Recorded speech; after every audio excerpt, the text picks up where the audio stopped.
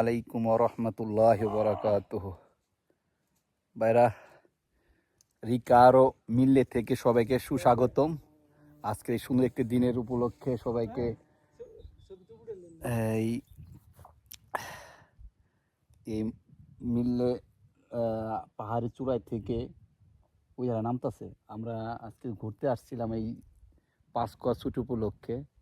যেমন পাহাড়ের চূড়ায় আছে বর্তমানে, এবং এখান থেকে বিভিন্ন পাহাড়ের চূড়া দেখতে পারবেন। আরও অনেক সুন্দর সুন্দর জায়গা এখানে আছে। এখানে টুরিস্ট আছে প্রচুর ঘুরতে, বিশেষ করে শীতের সময় এখানে মানুষ ঘুরতে আসে, কারণ শীতের সময় এখানে আইস স্কেটিং খেলার জন্য একটু উপযোগী স্থান।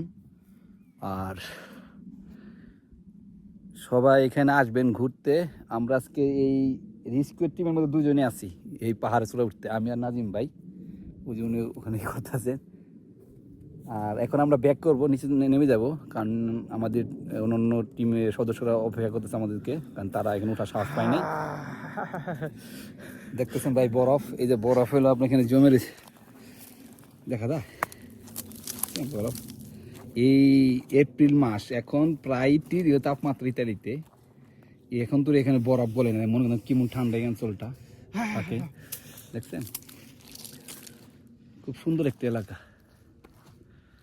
ওকে, আপনার সবাই ভালো থাকবেন, আবার দেখা হবে কোনো সময় অন্য কোনো স্থানে।